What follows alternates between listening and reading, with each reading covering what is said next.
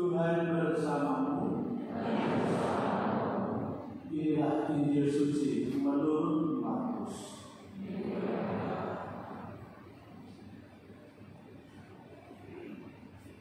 Sekali peristiwa ketika Yesus dan murid-muridnya masuk ke sebuah rumah, orang banyak datang lagi berkerumun sehingga makan pun mereka tidak dapat. Waktu keluarganya mendengar hal itu, mereka datang dan mengambil Yesus, sebab kata mereka, Ia tidak waras lagi. Ada di Taurat yang datang dari Yerusalem berkata, Ia kerasukan Beelzebul. Ada juga yang berkata, dengan pemimpin setan yang mengusir setan. Yesus memanggil mereka, lalu berkata kepada mereka dalam perumpamaan, bagaimana iblis dapat mengusir iblis? Kalau suatu kerajaan terpecah-pecah, kerajaan itu tidak dapat bertahan. Dan jika suatu rumah tangga terpecah-pecah, rumah tangga itu tidak dapat bertahan. Demikianlah juga kalau iblis berulang melawan dirinya sendiri, dan kalau ia terbagi-bagi, ia tidak dapat bertahan. Malahan sudah tamatlah riwayatnya. Tetapi tidak seorang pun dapat memasuki rumah seorang yang kuat untuk merampas harta bendanya, apabila ia tidak mengikat terlebih dahulu orang kuat itu. Sesudah itu, barulah ia dapat merampok rumah itu. Sesungguhnya aku berkata kepadamu, semua dosa dan hujat apapun yang diucapkan anak-anak manusia akan diampuni. Tetapi siapa saja yang menghujat Roh Kudus tidak mendapat ampun selama-lamanya. Ia bersalah karena berbuat dosa yang kekal. Yesus berkata demikian karena mereka mengatakan bahwa ia kerasukan roh jahat. Lalu datanglah ibu dan saudara-saudara Yesus. Sementara berdiri di luar, mereka menyuruh orang memanggil Yesus. Ada orang banyak duduk mengelilingi dia.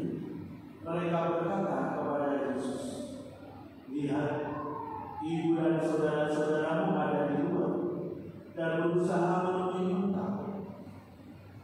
Jawab Yesus kepada mereka, siapakah ibu? Siapakah saudara-saudara? Yesus memandang orang-orang yang duduk di sekelilingnya itu dan berkata, inilah ibuku, inilah saudara-saudara.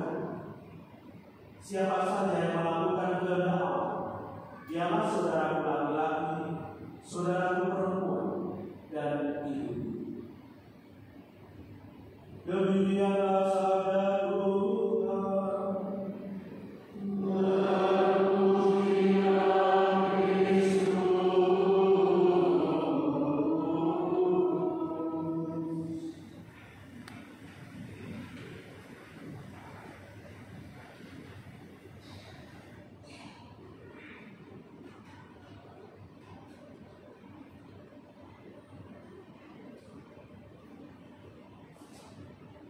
Bapak Ibu, saudara-saudari dan adik-adik sekalian terkasih,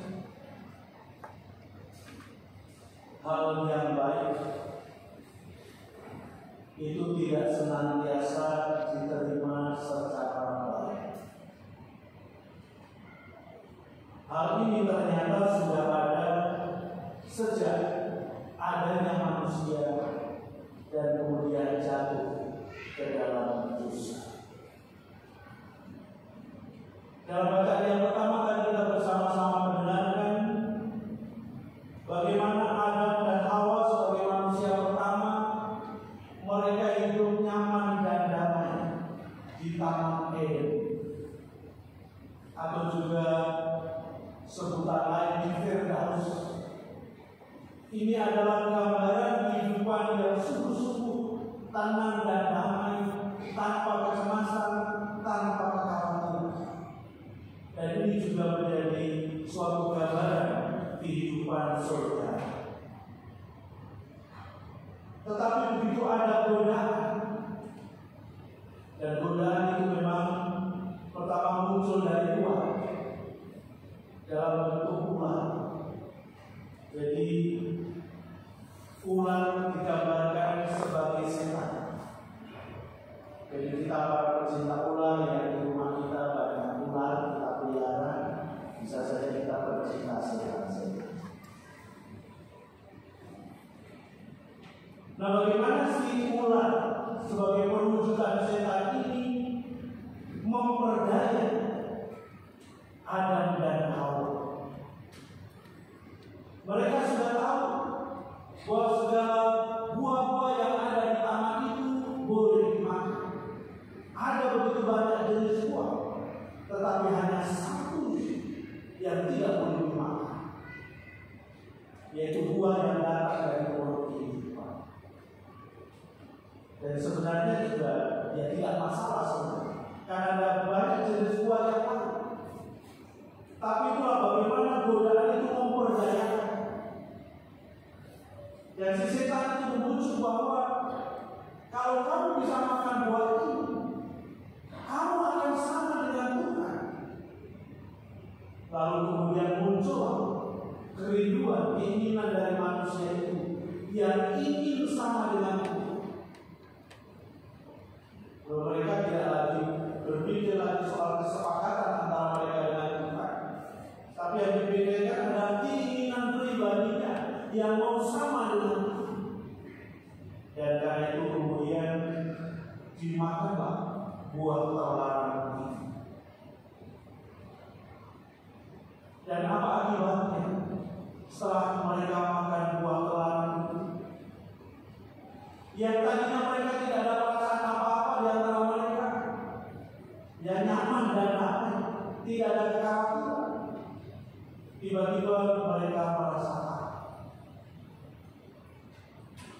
Dan mungkin kita juga bisa membayangkan kalau kita berbuat kesalahan, kita berbuat dosa, dan biasanya kalau berbuat demikian kan kita curi-curi. Kalau dalam diri kita juga muncul perasaan, jangan-jangan ada yang lihat, jangan-jangan nanti ya siapa marah dan sebagainya. Dan ini pula yang mewarnai kehidupan Adam dan Hawa.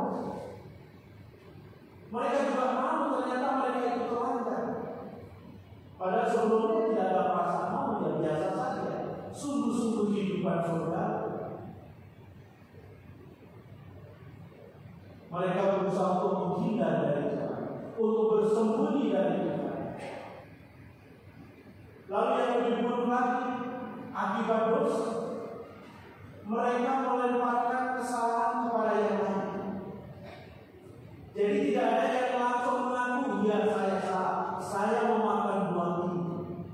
Tapi tadi kita mendengarkan bagaimana ada perempuan yang memberikan kepadaku itu, dia yang memberikan buah itu kepada aku. Si Hawa juga berkata demikian, ular ini yang menyuruh aku, meminta aku untuk memakan.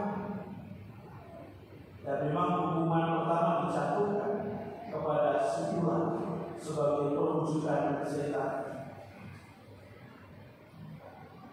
Sementara di dalam bacaan Injil, kita juga mendengarkan bagaimana Tuhan Yesus memberikan pengajaran-pengajaran dan penyembuhan.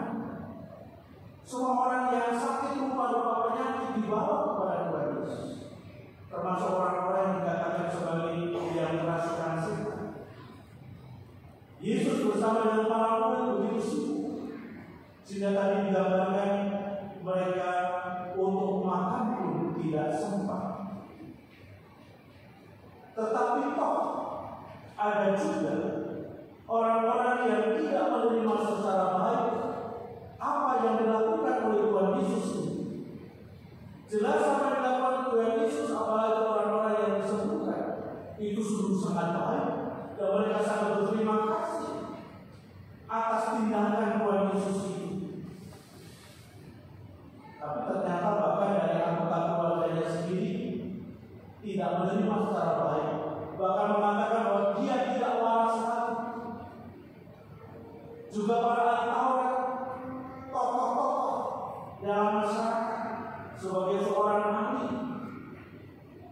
Mereka juga memberikan komentar yang tidak baik kepada Tuhan Yesus. Dia katakan bahwa dia bersekutu dengan setan, dengan kuasa setan, dengan pembunuh setan. Dia mengusir setan-setan. Jadi Tuhan Yesus ini digambarkan sebagai yang selalu bersama dengan setan-setan. Maka tadi digambarkan bagaimana Tuhan Yesus juga memberikan keterangan kepada mereka. Kalau dia mengusir dari kuasa setan, pembunuh setan, digambarkan akan terpecah-pecah. Jadi kalau satu keluarga itu saling bersaing, ya akan terpecah. Walaupun dalam menghadapi situasi yang demikian, Yesus mempunyai komitmen yang tetap, tidak berubah. Dia tetap menjalankan apa yang menjadi kehendak Allah Bapanya. Dan karena itu kuasa ilahi yang ada di dalam dirinya, yang semakin hari semakin nyata di dalam kehidupannya, itu bisa mengalahkan kuasa-kuasa lain, kuasa-kuasa kejahatan, tetapi juga kuasa-kuasa setan. Karena daya kuasa yang bersumber dari Allah sendiri. Dan karena ini kuasa dari Allah yang bisa kita katakan sebagai kuasa ilahi, maka ini mempersatukan, bukan mencerai-beraikan, bukan memecah belah, mempersatukan. Maka kalau kita masing-masing juga merasakan bahwa kita menerima kuasa dari Allah, maka kita tidak akan lebih mudah untuk bersatu, bersekutu bersama dengan orang-orang yang menerima kuasa yang sama, roh yang sama, yaitu roh Allah sendiri. Dan ini pula yang memungkinkan orang untuk lebih mudah untuk saling bekerja sama, saling mendukung dan menunjang, sehingga menghasilkan buah-buah kebaikan.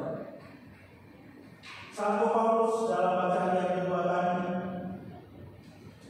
menggambarkan bagaimana dia menjalani hidup sebagai seorang yang percaya.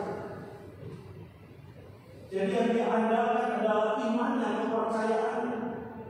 Dan satu hal yang dia yakini adalah bahwa Allah yang telah membangkitkan Yesus akan membangkitkan pula orang-orang yang percaya kepada Yesus. Paulus meyakini orang-orang yang percaya kepada Tuhan Yesus akan senantiasa dilindungi. Kuasa ilahi juga akan tetap menaunginya. Dan itulah rahmat yang diterima sebagai seorang yang percaya. Nah, atas kesaksian di dunia ini, maka semakin banyak orang yang percaya kepada Tuhan Yesus seperti yang dialami oleh Santo Paulus. Bagaimana mereka hidup di dalam kasih karunia, mereka hidup dalam rasa syukur atas segala rahmat dan berkat-Nya. Nah, Bapak Ibu, saudara-saudara yang terkasih, kita adalah orang-orang bagian dari yang percaya. Kita percaya kepada Tuhan Yesus, dan karena kita juga disebut sebagai orang beriman. Nah, sebagai seorang beriman diharapkan supaya kita hidup di dalam roh seperti Yesus hidup di dalam roh. Kalau kita hidup di dalam roh, maka yang kita andalkan adalah roh Allah sendiri, kekuatan Allah sendiri. Itu yang kita andalkan, dan bukan kekuatan kita sendiri. Ketika kita mengandalkan kekuatan diri kita sendiri, maka kita menyatakan diri sebagai Tuhan. Kalau kita sendiri sebagai Tuhan, berarti sudah tidak ada Tuhan lagi. Tuhannya dalam diri kita. Nah, itulah kesombongan manusia. Itulah kecenderungan egoistis dari manusia, karena semakin pandai merasa mengetahui banyak, seolah-olah dirinya adalah Tuhan. Orang yang hidup di dalam roh mengandalkan daya roh itu sendiri, dan kemudian dengan kuasanya, kuasa ilahi ini, maka juga diharapkan bisa mengalahkan kuasa-kuasa yang lain. Kalau kita mengandalkan kuasa Tuhan, berarti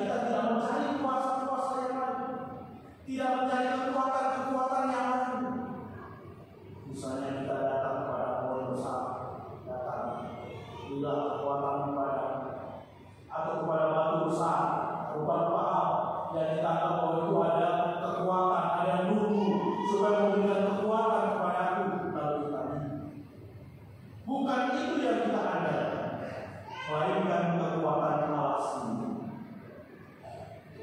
Sehingga dengan demikian kita sebagai orang-orang yang percaya, kita dimampukan untuk membenarkan dan melaksanakan sabda Tuhan.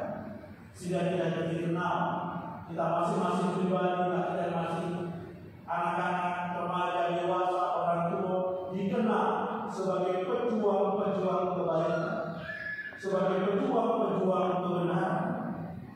Sehingga dengan demikian kita diajar untuk vince bono malu, artinya menangkap kebaikan dari antara segala kejahatan. Dan itulah perwujudan iman